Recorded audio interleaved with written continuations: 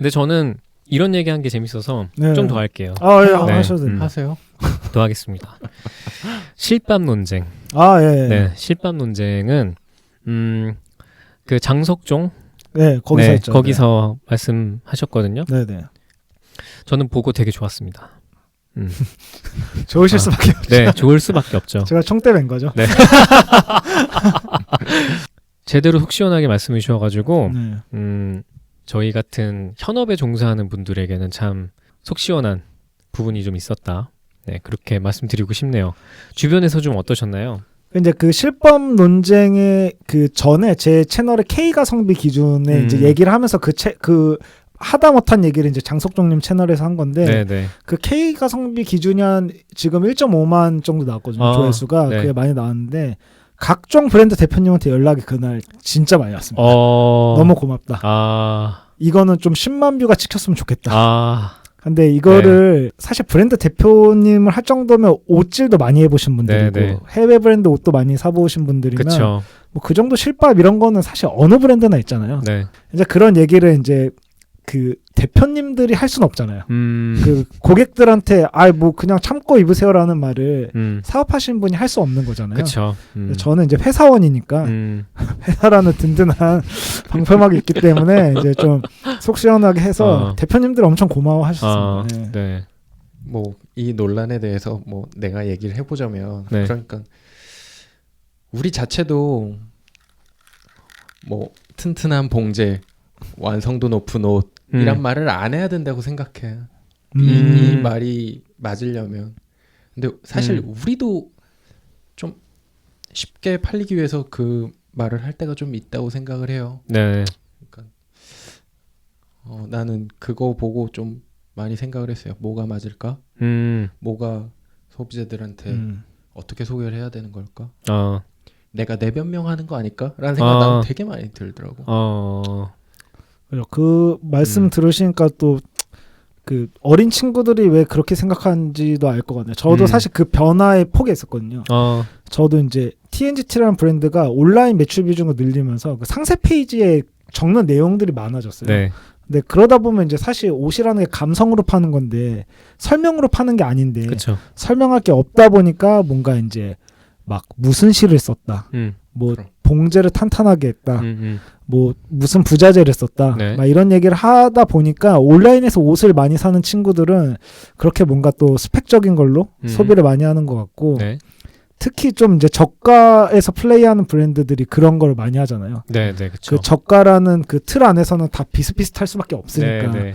거기서 이제 상품 설명으로 그런 것들을 적다 보니까 좀 그렇게 옷을 이해하는 게 특히 남성 소비자들한테 좀 큰 것 같기도 합니다. 저도 그런 면은 생각을 못했네요. 근데 그게 이제 공급자가 상품 상세 페이지에 그런 것들을 좀 많이 적으면서 그런 영향이 있을 수도 있겠네요.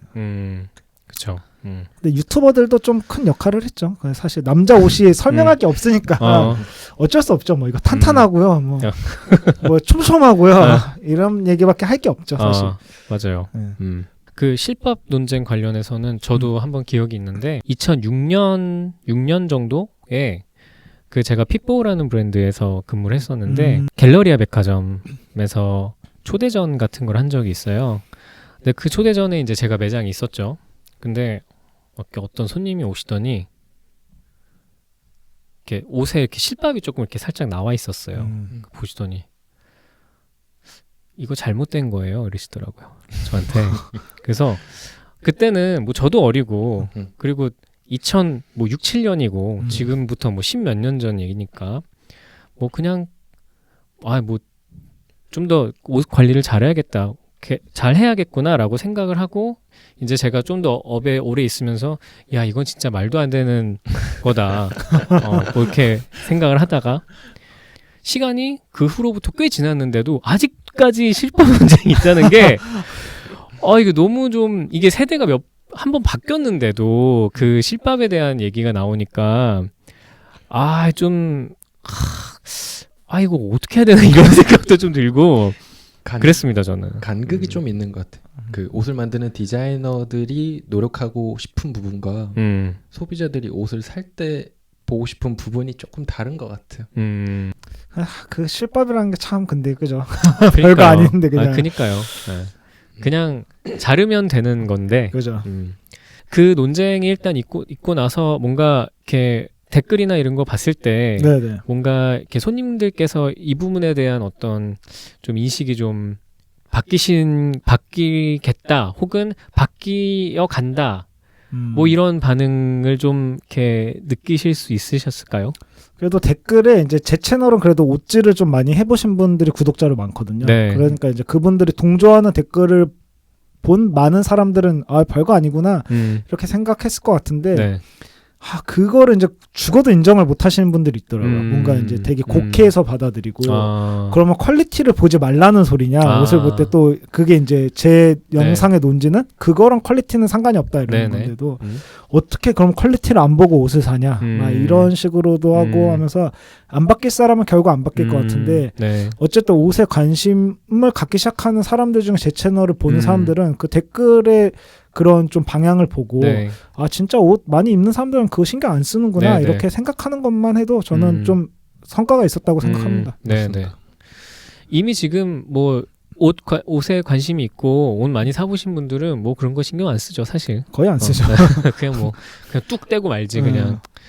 그렇죠. 제가 그래서 요즘 그 사는 일본이나 유럽 브랜드 옷을 실밥을 일부러 안 자릅니다. 나중에 한번 싹 모아서 컨텐츠를 하려고.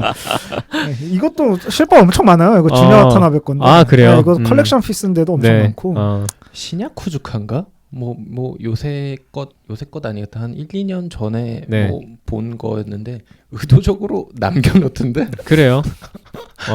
그것도 패션이 되더라고요. 아 그것도 감성으로. 알겠습니다. 네. 전 포터 이야기도 되게 좋았어요. 아 그게 좀 시작이었죠 제 채널이. 네네. 물론 이제 장인들이 많나요 아직은. 아직은 있다고는 하는데 이제 뭐 이렇게 다른 그 일본에서 봉제 산업에 관여하시고 또 이렇게 경험을 하고 오신 분들 말씀 들어보면 참 그런 부분들이 마케팅으로 보여지는 거는 한국이나 일본이나 똑같더라고요. 맞아요. 보니까 그쪽도 그냥 카피할 때는 엄청 카피하고 일본도 뭐 일본 패션 산업이 카피로 엄청 부흥기를 맞이한 산업인데 그런 것부터 시작해서 어떤 그 장인 정신에 대한 어떤 마케팅도 굉장하고 또 이렇게 마케팅 그 장인 정신을 마케팅으로 소비하는 사람들을 진짜 장인들은 또 진짜 싫어하고 그 안에서도 아 그래요? 네 그런 게 또 있다고 하더라고요. 그래서 그 포터도 정말 재밌는 게 저도 브랜드 매거진 B를 읽어봤는데 그게 이제 자체 공장을 갖고 있지 않고 뭐 일본의 장인들한테 이제 작업량을 이렇게 소분해서 준다 이렇게 하는데 한국 브랜드도 다 그렇게 하고 있거든요. 그렇죠. 한국 브랜드에서 그 공장 그 가방 봉제 오래 하신 분들도 다 장인이라고 불릴 만한 자격들이 있으신 분들인데 그럼요.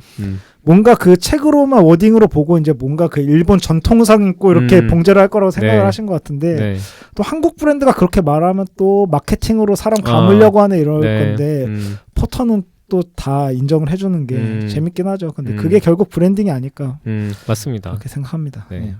아, 기승전 다 브랜딩인가 결말이 나는 시장 환경이 별로 안 좋은데 얘기 들어보니 너무 어두운데 근데 생각해보면 또 오래전부터 그래 왔어요. 맞아요. 오래전부터 그래 왔어요. 네.